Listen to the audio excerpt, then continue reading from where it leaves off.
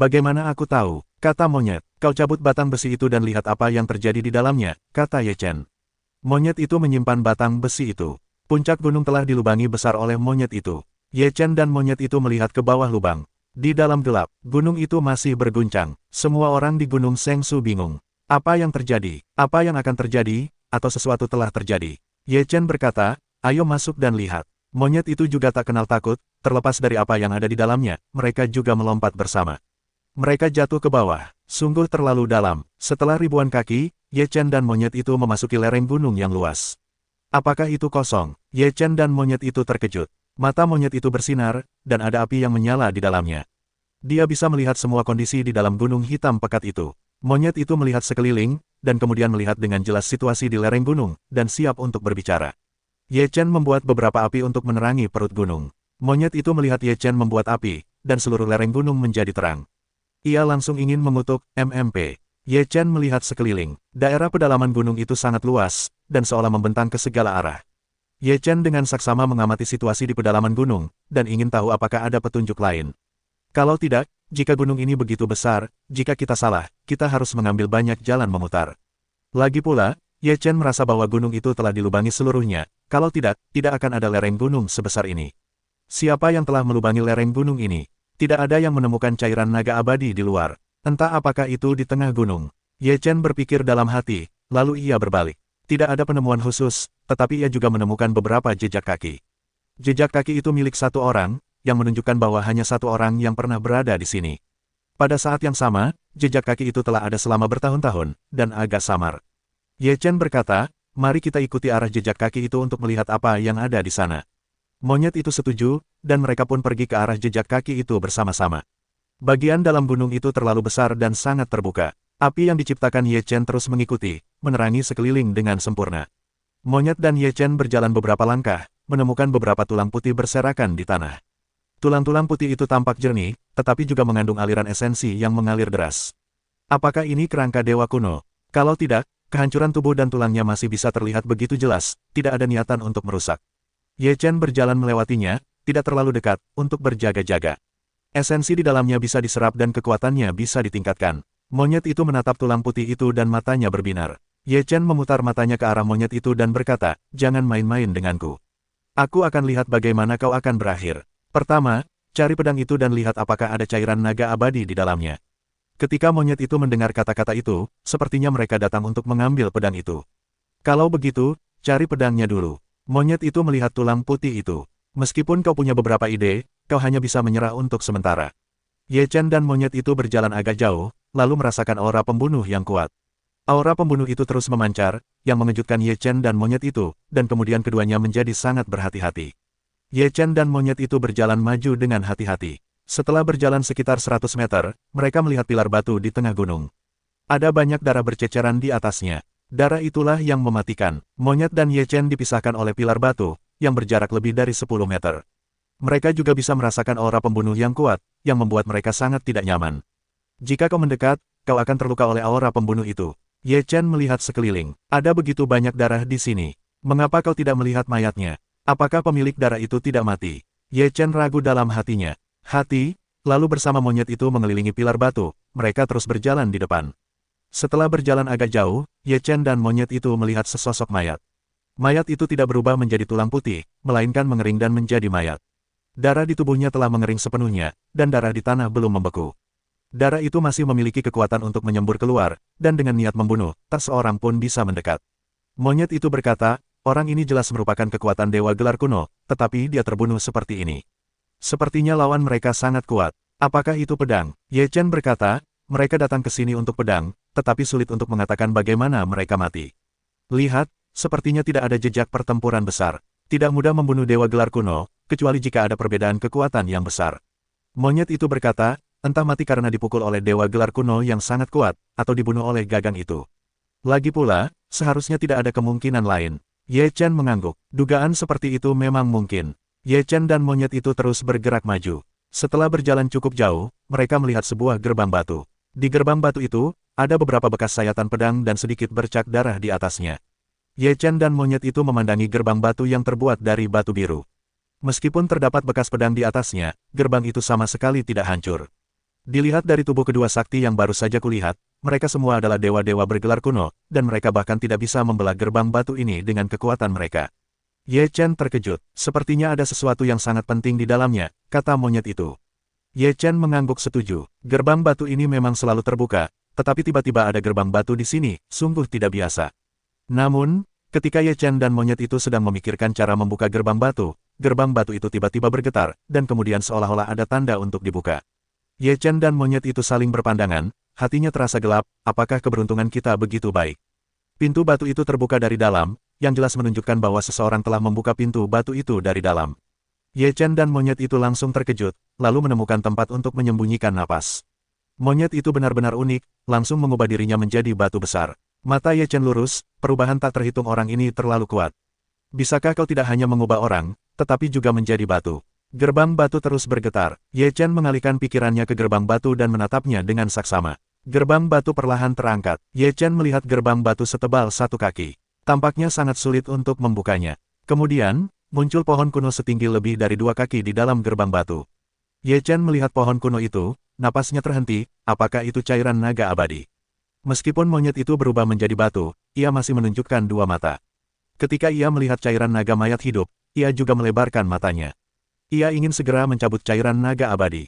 Ye Chen segera menekan monyet itu dan langsung duduk di atasnya. Dengan suara rendah, jangan impulsif. Jika kau menakutinya, mustahil untuk membuka gerbang batu. Monyet itu berkata dengan marah, singkirkan pantatmu yang bau itu dariku. Aku takut dengan impulsifmu. Ye Chen membuat alasan, kalau kau tidak menjauh, aku benar-benar akan impulsif. Kata monyet dengan marah. Ye Chen tertawa, lalu menjauh dari batu dan menatap cairan naga abadi. Cairan naga abadi meluncur keluar dari gerbang batu, dan sikapnya tidak berbeda dengan manusia. Anak baik, orang ini benar-benar jenius. Dia tidak hanya bisa berjalan, tetapi juga berjalan dengan aura seperti itu. Ye Chen ketakutan. Setelah cairan naga abadi keluar dari gerbang batu, Ye Chen berkata kepada monyet itu, monyet, ayo kita bergerak sendiri-sendiri. Kau pergi dan halangi gerbang batu, dan aku akan mengejar cairan naga abadi. Jangan biarkan cairan naga abadi masuk ke gerbang batu lagi. Jangan khawatir, aku akan mengerahkan sekelompok monyet, halangi gerbang batu, lalu kirim beberapa monyet masuk. Sekalipun gerbang batu ditutup, tidak masalah. Monyet itu berkata sambil tersenyum. Ye Chen melihat cairan naga abadi semakin jauh dari gerbang batu, lalu berkata, beraksi. Monyet itu berbalik seperti semula, lalu bergegas ke gerbang batu secepat mungkin. Cairan naga abadi tampaknya telah merasakan keberadaan gerbang batu dan segera bergegas ke gerbang batu, tetapi gerbang batu telah diblokir oleh monyet-monyet itu. Sekelompok monyet memblokir gerbang batu dengan rapat dan tidak bisa masuk sama sekali. Pada saat yang sama, Ye Chen juga membagi 2 tubuh mereka. 3 bilah pedang bergegas ke cairan naga abadi dan mengepungnya. Cairan naga abadi terkejut, dan tubuhnya terus bergoyang, seperti menggigil. Ye Chen berkata sambil tersenyum, jangan takut, kami tidak akan menyakitimu. Kami hanya membutuhkan beberapa tetes cairan naga abadi. Ye Chen sangat gembira ketika melihat 1 atau 2 buah seperti naga di atas cairan naga abadi. Cairan naga abadi terus berputar di tempatnya, lalu dedaunan berdesir, seolah-olah membawa pasukan. Pada saat ini, di sisi monyet, sebuah rantai bergegas keluar, menghalangi pintu masuk para monyet untuk terbang keluar, satu persatu meledak di udara, berubah menjadi sehelai rambut. Monyet itu terkejut dan segera mundur. Ia sudah merasakan napas teror, ada keberadaan yang sangat mengerikan di dalamnya. Cairan naga abadi saat ini, ingin melarikan diri dengan cepat, tetapi Ye Chen tidak akan membiarkannya lolos. Sulit menemukannya. Jika kau melarikan diri, itu tidak terlalu buruk. Ye Chen masih mengelilingi cairan naga abadi, lalu membuka dunia ilahi yang kacau, dan kemudian menyelimuti cairan naga abadi. Setelah dunia dewa kekacauan terbuka, cairan naga abadi tidak bisa bergerak, dan batang pohon terus bergetar, mencoba melepaskan diri dari ikatan semacam ini. Ye Chen tahu bahwa situasinya mendesak, jadi dia langsung meraih buah jus naga abadi. Namun, pada saat ini, sebuah rantai ditarik, dengan kekuatan yang sangat mengerikan. Melihat ini, monyet itu segera melemparkan batang besi ke masa lalu untuk melawannya. Namun, batang besi itu tidak bisa menahannya sejenak. Itu langsung dipompa dan dimasukkan jauh ke dalam dinding batu. Rantai itu tidak bermaksud untuk melawan sama sekali, dan bergegas ke Ye Chen. 2 tubuh Ye Chen yang terpisah segera bergegas untuk bertarung untuk beberapa saat. Dan kecepatan reaksi monyet itu sangat cepat, segera berganti, banyak monyet melompat, ingin menggunakan taktik lautan manusia untuk memblokir rantai. Namun, rantai itu terlalu kuat, tubuh Ye Chen, termasuk monyet-monyet itu, semuanya hancur. Tubuh asli Ye Chen terkejut. Tangan yang baru saja diulurkan hanya dapat segera ditarik kembali, dan kemudian tubuh dengan cepat mundur. Rantai itu ditarik keluar dan Ye Chen mundur, tidak melanjutkan untuk mengejar, tetapi cairan naga abadi berguling, sekali ditarik ke gerbang batu. Bang! Gerbang batu tertutup dalam sekejap. Ye Chen dan monyet itu saling berpandangan, mereka sangat tak berdaya, mereka dan cairan naga abadi hanya sedikit berkurang, hampir berhasil.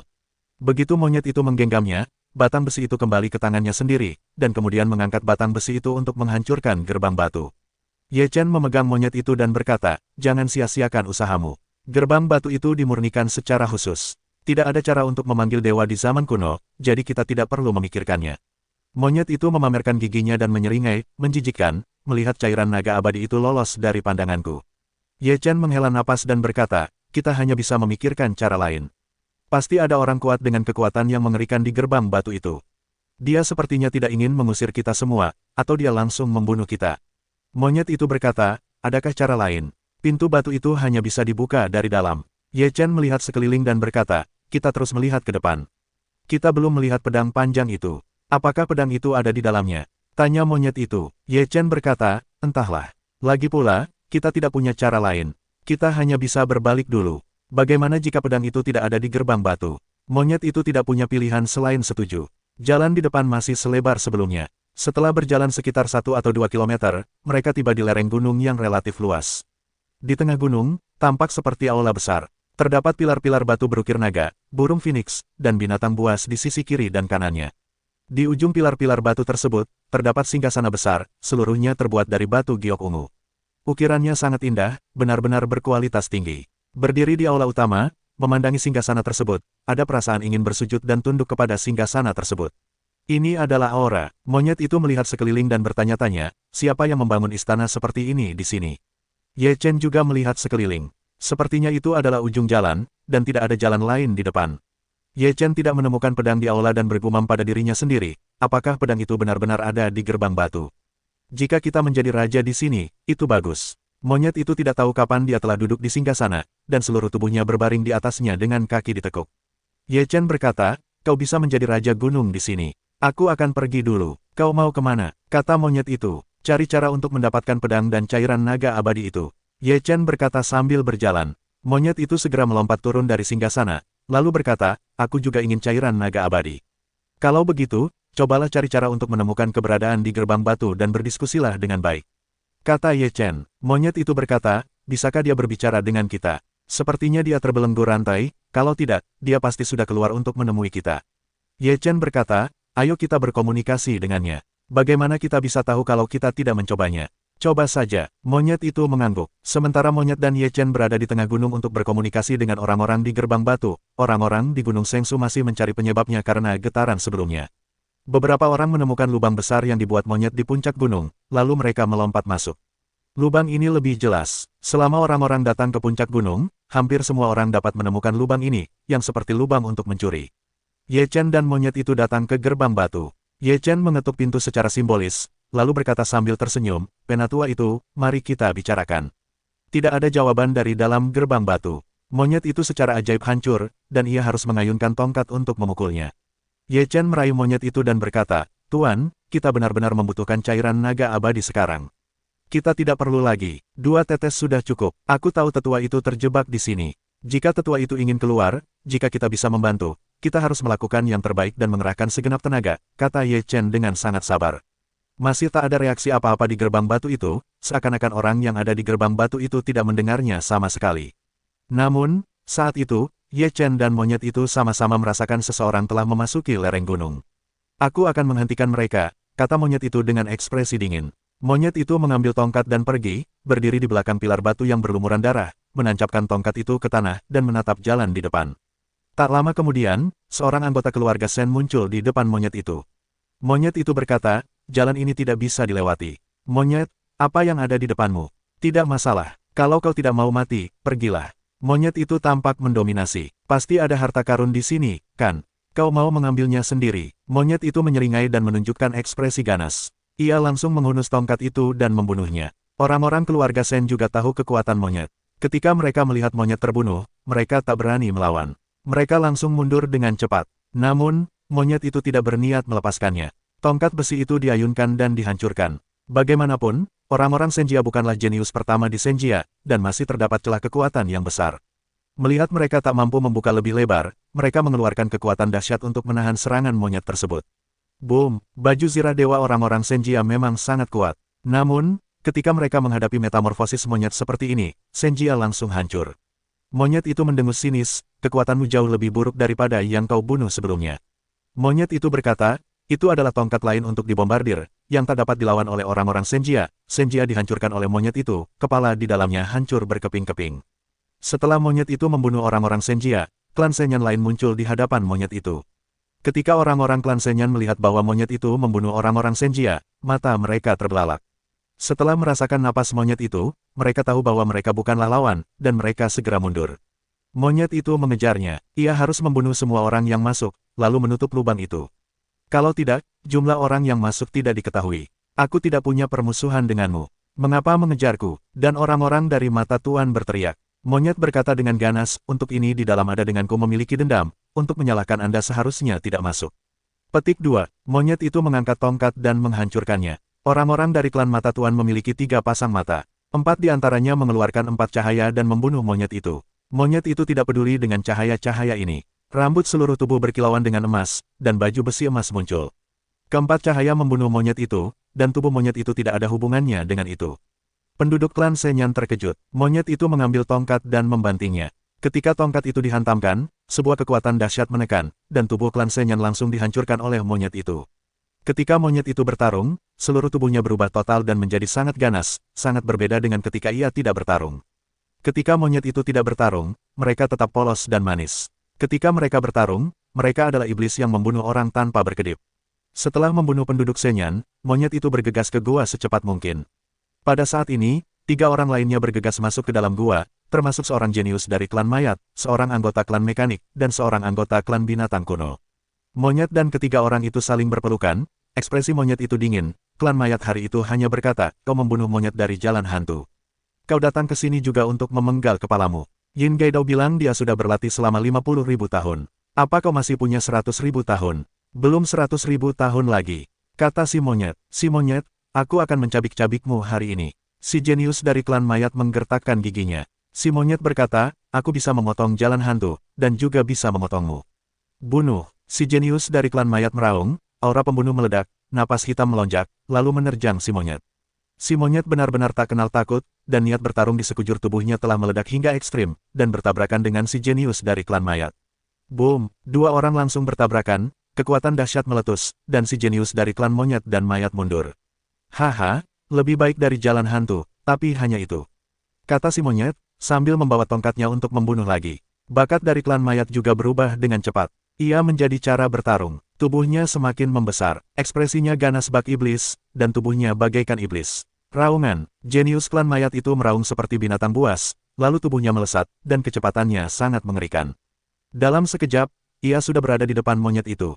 Kecepatan monyet itu juga sangat mengerikan. Saat bakat klan mayat menyerang, tubuhnya bergerak aneh. Kemudian tongkat besi di tangannya hancur berkeping-keping, dan bakat klan mayat langsung melawan dengan lengannya. Boom! Kemampuan bertahan jenius klan mayat itu sungguh sangat mengerikan, bahkan mampu menahan serangan monyet itu.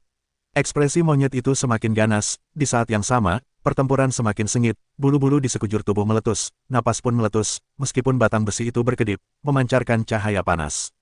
Dalam pertempuran sengit antara monyet dan bakat klan mayat, Ye Chen masih berada di depan gerbang batu dan di gerbang batu yang tak pernah memiliki mulut. Tuan, kami tulus. Anda bisa membuka gerbang batu dulu. Kita bisa membahas apa yang ingin kita katakan, kan? Nada bicara Ye Chen sangat tulus. Entah Ye Chen yang terlalu banyak bicara di gerbang batu, atau tergerak oleh Ye Chen. Gerbang batu mulai bergetar dan terbuka perlahan. Mata Ye Chen tiba-tiba berbinar. Ketika gerbang batu terbuka sepenuhnya, Ye Chen hendak masuk. Ia melihat rantai itu tiba-tiba melesat keluar. Dengan kekuatan Ye Chen, ia tak mampu bereaksi. Ia langsung ditarik oleh rantai di lehernya dan ditarik masuk ke dalam gerbang batu. Bang! Gerbang batu tertutup kembali. Ye Chen jatuh tersungkur ke tanah, dan rantai itu terlepas. Ye Chen menyentuh tenggorokannya. Ia benar-benar kehabisan napas tadi. Ye Chen melihat sekeliling, dan ruang di dalam gerbang batu itu juga sangat luas. Memang ada pedang di dalam gerbang batu itu. Pedang itu tertancap di dinding batu dan hanya setengahnya yang terlihat. Kemudian Ye Chen melihat seorang lelaki tua berbaju besi perunggu duduk di bawah dinding batu lainnya. Rambut lelaki tua itu memutih seluruhnya, dan janggutnya yang panjang berwarna abu-abu. Seluruh tubuhnya tergeletak di tanah. Anggota tubuh lelaki tua itu terbelenggu rantai, yang tidak terlalu tebal, tetapi lelaki tua itu tampaknya tak mampu melepaskan diri dari rantai ini. Pada saat yang sama, tubuh lelaki tua itu seperti terpaku, tak bisa bergerak sama sekali. Di samping lelaki tua itu, terdapat cairan naga abadi dan sebuah sarkofagus. Sarkofagus itu 2 kali lebih besar dari peti mati biasa dan tertutup rapat. Setelah Ye Chen melihat semua yang ada di gerbang batu, tatapannya langsung tertuju pada lelaki tua itu. Melihat baju besi perunggu milik lelaki tua itu, ia selalu merasa familiar. "Apakah kau sudah lama di luar?" "Baju besi perunggu itu," kata lelaki tua itu. "Ini generasi muda." Ye Chen memberi hormat sambil mengepalkan tinjunya. "Kau menyebalkan sekali. Aku benar-benar ingin menamparmu sampai mati." Lelaki tua berbaju besi perunggu itu bersenandung dingin. Ye Chen tertawa dan berkata, "Terima kasih atas kebaikanmu." Lelaki tua berbaju perunggu itu bergumam, "Nak, dari mana asalmu?" "Aku dari benua perunggu." Mata Ye Chen bergerak sedikit, lalu mengamati reaksi lelaki tua itu. Mendengar itu, matanya berbinar dan ia menjadi bersemangat. Namun, ia segera menutupi masa lalunya dan berkata dengan suara berat, "Bagaimana kau bisa membuktikan bahwa kau berasal dari benua perunggu?" Ye Chen berkata sambil tersenyum, "Lebih dari setahun yang lalu, sebuah peti mati perunggu jatuh di Gunung Wuming di benua perunggu. Kami tahu rute menuju kehampaan ini dari peti mati perunggu, lalu butuh lebih dari setahun untuk sampai ke kehampaan ini." Mendengar apa yang dikatakan Ye Chen, lelaki tua itu menatap Ye Chen dan berkata, "Apakah kau benar-benar dari benua perunggu? Leluhur manakah yang merupakan leluhur perunggu?" Ye Chen menatap lelaki tua itu. Mendengar ini, lelaki tua itu langsung percaya akan asal-usul Ye Chen. Jika dia tidak berasal dari benua perunggu, dia tidak akan mengetahui hal-hal ini, dan dialah leluhur benua perunggu. "Bagaimana kau tahu bahwa aku adalah leluhur benua perunggu?" tanya lelaki tua berbaju besi perunggu. Ye Chen berkata sambil tersenyum, "Intuisi memberitahuku bahwa para pendahuluku mengenakan baju besi perunggu, dan baju besi perunggu semacam ini hanya tersedia di benua perunggu." Lelaki tua berbaju besi perunggu itu tertawa dan berkata, "Wah, kau benar-benar punya keahlian. Sejak aku datang ke sini, aku telah terperangkap di sini selama bertahun-tahun, dan tak seorang pun pernah bisa menemukannya." Petik 2. "Tuan, apakah ada mayat di luar?" Ye Chen bertanya dengan ragu.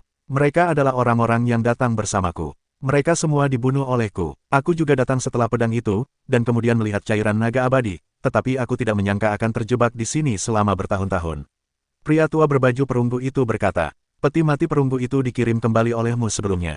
tanya Ye Chen. Pria tua berbaju perunggu itu berkata, "Peti mati perunggu itu dimasukkan ke dalam kehampaan sebelum aku masuk. Aku tidak menyangka akan menemukan benua perunggu setelah mengambang di kehampaan selama bertahun-tahun. Ada banyak kemungkinan di dalam kehampaan. Peti mati perunggu beruntung bisa menemukan benua perunggu," kata Ye Chen. "Apa yang terjadi di luar sana sekarang?" Pria tua berbaju perunggu itu berkata. Ye Chen berkata, "Ada banyak orang di kehampaan tempat benua perunggu berada. Mereka mencari kehampaan ini sesuai dengan garis-garis yang tertinggal di peti mati perunggu, tetapi aku tidak tahu apakah mereka telah menemukannya. Aku juga terhuyung-huyung sampai ke jalan yang benar. Sekarang, banyak sekali orang yang mencari cairan Immortal Dragon. Mereka juga pantas mendapatkan cairan naga abadi." Pria tua berbaju perunggu itu bersenandung. Sekarang, Dewa Gelar Kuno akan duduk. Ia perlu menyebarkan kata-kata di tangannya, tetapi premisnya adalah cairan naga abadi dibutuhkan. Ye Chen juga tidak menyembunyikannya, kebenaran telah terungkap. Pria tua bersirah perunggu itu berkata, "Jadi, kau dan monyet itu ingin menukar cairan naga abadi dengan kata-kata kebenaran?" Ye Chen mengangguk dan berkata, "Tepat. Apakah orang-orang yang akan duduk, masih ingin hidup dengan cairan naga abadi?" Pria tua bersirah perunggu itu mendengus sinis. Ye Chen berkata, "Bagaimana kau bisa keluar, tetua?" Pria tua bersirah perunggu itu berkata, "Aku tidak bisa keluar. Selama pedang itu ada, aku tidak bisa pergi. Aku ingin melindungi keberadaan di sarkofagus ini selamanya." Petik 2. Siapa sarkofagus ini? Ye Chen bertanya dengan rasa ingin tahu. Pria tua bersirah perunggu itu menggelengkan kepalanya dan berkata, "Aku tidak tahu, tapi pasti pemilik pedang itu. Pedang itu sudah hilang. Tidak bisakah kau melindunginya sendiri?" Ye Chen berkata. Pria tua bersirah perunggu itu berkata dengan senyum pahit, "Bagaimana aku bisa tahu? Aku juga akan mati. Untungnya, dengan cairan naga abadi ini, aku telah hidup kembali seumur hidup, tetapi aku harus menjaga di sini seumur hidup." Ye Chen berkata, "Orang-orang di sarkofagus ini masih bisa dihidupkan kembali. Sepertinya dia tidak pernah mati, tetapi aku tidak tahu mengapa dia terbaring di sarkofagus." Pria tua bersirah perunggu itu. Ye Chen mengerutkan kening, sungguh aneh. "Bolehkah aku mendapatkan 2 tetes cairan naga abadi?" tanya Ye Chen. Pria tua bersirah perunggu itu berkata, "Hanya tersisa 1 tetes cairan naga abadi. Hanya ada 2 tetes dari kedua buah ini. Aku menggunakan 1 tetes 10.000 tahun yang lalu, dan masih ada 1 tetes tersisa. Ambillah, saat cairan naga mayat hidup berbuah lagi, itu akan terjadi 10.000 tahun kemudian." Ye Chen mendengar ucapan terima kasih dengan tergesa-gesa, lalu berkata, terima kasih atas keberhasilanmu. Jika kau kembali ke benua perunggu, tolong beritahu orang-orangku bahwa aku masih hidup dan mungkin akan kembali suatu hari nanti, kata lelaki tua itu. Ye Chen berkata, generasi muda harus memenuhi janjimu. Lelaki tua berbaju perunggu itu berkata, baiklah, aku percaya padamu. Cairan naga abadi, berikan dia tetes terakhir. Cairan naga abadi itu tampak sangat tidak senang, lalu terhuyung ke depan Ye Chen, setetes cairan naga abadi jatuh. Cairan naga abadi itu adalah setetes cairan emas yang sangat kuat. Ye Chen segera menyimpannya, dan lelaki tua berbaju perunggu itu berkata, manfaatkan pedang itu, dan cepat pergi dari sini. Lelaki tua berbaju perunggu itu berkata, Ye Chen terlempar keluar langsung dengan rantai itu, lalu pintu batu itu membuka sedikit, dan Ye Chen berguling keluar dari celah itu. Boom! Gerbang batu itu tertutup kembali. Ye Chen berkata dalam hati, cara mengantar tamu seperti ini sungguh istimewa. Boom! Setelah mengikutinya dari dekat, Ye Chen mendengar suara pertarungan sengit dari pintu masuk, lalu berlari menuju pintu masuk. Saat ini, monyet itu sedang bertarung dengan bakat klan mayat. Bakat klan mayat memang jauh lebih kuat daripada yang sebelumnya. Monyet itu telah bertarung begitu lama, tetapi ia belum berhasil mengalahkannya. Keduanya hampir menghabiskan semua cara. Sekarang mereka bertarung untuk seseorang yang memiliki naluri kekacauan yang kuat. Ketika Ye Chen tiba di sini, ia melihat bahwa monyet dan kejeniusan klan mayat tak terpisahkan, dan ia berkata, monyet, bolehkah? Jika kau tidak bisa, aku yang akan melakukannya. Monyet itu memarahi, jangan terlalu banyak bicara. Apakah ini sudah menjadi masalah? Ya, Ye Chen berkata. Monyet itu menyeringai, seolah-olah ini adalah doping. Tiba-tiba kekuatan tempurnya melonjak, tiba-tiba meningkat. Jika aku tidak bisa mengalahkanmu, aku akan kehilangan muka di rumah nenek. Monyet itu meraung. Kau melompat dari batu. Apa kau punya nenek? Goda Ye Chen. Kekuatan tempur monyet itu meningkat, dan tidak ada ilmu sihir. Ia hanya mengandalkan kekuatan kasar untuk mengayunkan tongkat besi dan menyerang para ahli klan mayat. Ahli klan mayat melihat monyet itu semakin ganas, dan wajahnya menjadi sangat buruk. Semangatnya yang kacau tidak akan bertahan lama. Jika ia terus bertarung seperti ini, ia mungkin akan dipenjara di sini. Lagi pula, selain para monyet, ada juga ras manusia di sini yang mengincarnya. Ahli klan mayat memikirkan tempat ini dan segera mundur, lalu ia akan bergegas menuju pintu masuk. Monyet itu meraung, kau ingin kabur sekarang. Kau tidak bisa kabur, kata monyet itu, langsung dari tumpukan monyet bergegas keluar, menghalangi pintu masuk. Pergi, ahli klan mayat meraung, udara hitam keluar, melonjak, dan langsung menuju pintu masuk. Lagi pula, monyet-monyet itu bukanlah monyet sungguhan, dan mereka tidak dapat menghentikan bombardir bakat klan mayat, dan mereka langsung hancur berkeping-keping. Pada saat ini, monyet itu bergegas, mengambil tongkat, dan menghantamkannya ke masa lalu. Bakat klan mayat meraung, dan gas hitam membumbung tinggi ke langit. Mereka semua bergegas menghampiri monyet itu.